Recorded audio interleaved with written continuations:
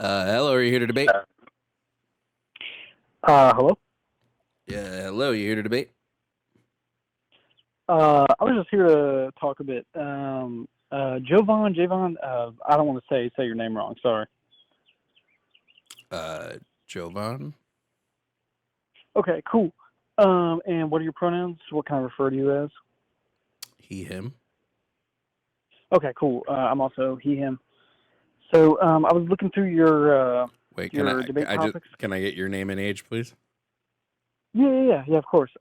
James. I am 26. Okay, go ahead, James.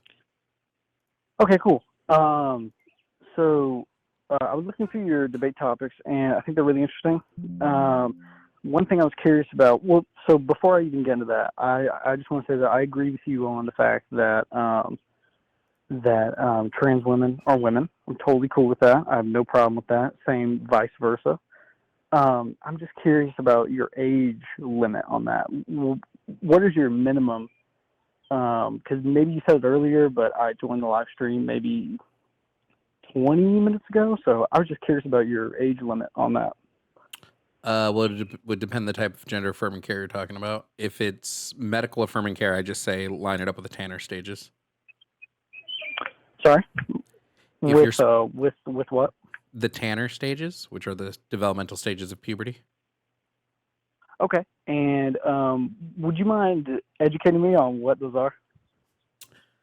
Yeah, I'd have to pull specifically up, but usually Tanner stages, if we're looking at the Tanner scale, typically Tanner stage 1 in human and males and females are going to be slightly different.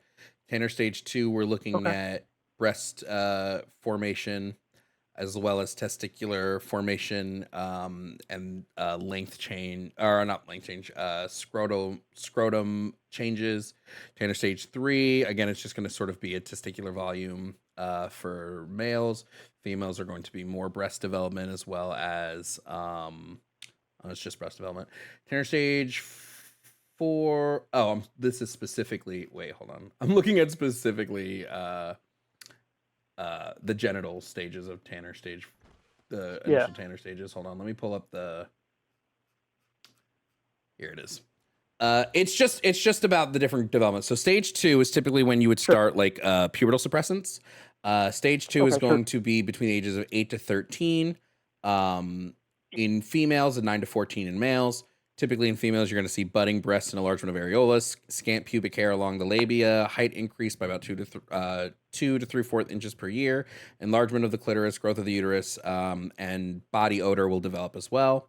For males, it's breasts continue budding, armpit hair begins to grow, and pubic hair continues to grow. Growth spurt more than 3 inches per year can occur. Oilier skin due to acne. So during Tanner stage Okay, 2, what we're gonna do is okay, we're gonna say like typically this is when pubertal suppressants will start, and then you're on pubertal okay, suppressants for anywhere from 12 to 24 months. That's to give your doctor time to you and your doctor time to basically be like, okay, what do we want to do? Do we want to go yeah, on sure. feminizing hormones? And then after that 1 to 2 year time frame, then we would look at HRT, and then I would say that like Mm, top surgery we want to look at. You can look at anywhere from 15 up for top surgery, and then bottom surgery is usually looked at anywhere from 16, or I'm sorry, 18 and up.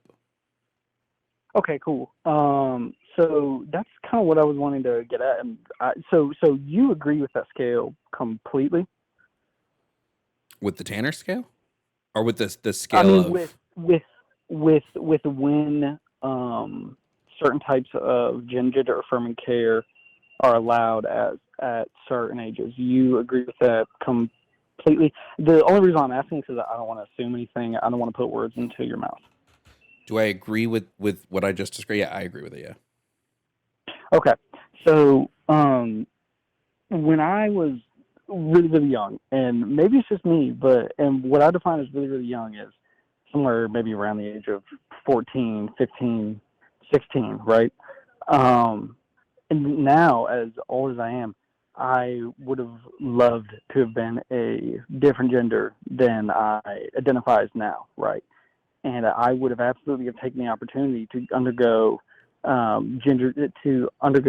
sex change surgery. Sorry if I'm not using proper terms. Just know that my intentions are respectful.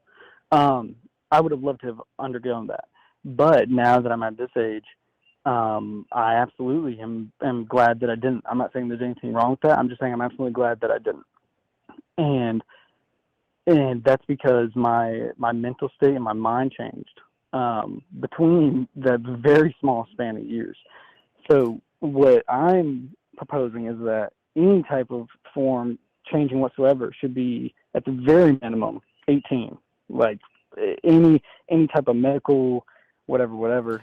So the issue that you run into is that by 18, you will have a lot of people will have already completed puberty, and thus it makes it much more difficult to undergo gender transition. It's going to be more expensive, and you're going to have to do more types of surgical treatments. So what happens is, if you're, for instance, if you're a trans woman, if you go through male puberty, you may have already developed a male jawline. Your voice will have deepened already. There's a lot of stuff that goes into it that now you have to get work done. So this could result in facial feminization surgery, which is costly and you know, can be pretty painful. You know, there's vocal feminization surgery that you might want to go with, which is costly. All to say, like, hey, well, we shouldn't let kids do it, but like, even when we look at the regret rate when it comes to people under the age of 18, it's still incredibly low. It's like anywhere from 1% to 3%. So I don't think we should say like 97% of people should be forced to now have to go through this much more expensive, much more invasive treatments because 3% of people might regret their decision. Sure. Yeah, no. Okay. Hey, you know what? You educated me a bit and I appreciate it. No problem. And that makes sense. I'm just thinking about it from, well, you know what? I'll admit, I'm just thinking about it from my standpoint. And I haven't really talked to many people who have presented that to me, nor have I looked into a lot of studies, because that was such like a different time of that was so long ago in my life. And now this stuff is a little bit more popular, but I you know what I'm gonna do? I would say it kind of sounds like the way you described yourself, you would have been more like gender nonconforming, and you may still be that way. It doesn't sound like you were trans. It sounds like you might have been more gender nonconforming, and you may still be. It may be something you want to analyze about like yourself. You know, you may want to see, like, if somebody told me, hey, when I was younger, I really wished I was the other gender. Like that was something that I really wanted to do. I would say like analyze that. There may be there may be something there. So I mean look inward, see if there's something there. It may just be that you're gender nonconforming. It may just be that the way you express your gender is different, not that your gender is actually different. But that's why like it's really important that we educate children on these things so that they understand that you're not just locked into one thing. Right? You're not just like, hey, you have to be a trans woman. That's what you have to be because you went through. No, you're not locked into this. You're a human. Like, be a human. Okay. Hey, well, thank you. It was nice talking to you. Appreciate it. Yeah, no problem. Have a good day. You too.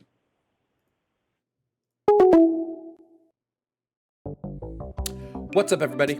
Thanks for watching this video, and I want to give a special shout out to my YouTube members. Their names are on the side. Membership starts at $2.99 a month, and you get early access to videos, exclusive members-only videos, and access to the Red Mirror Media Discord server.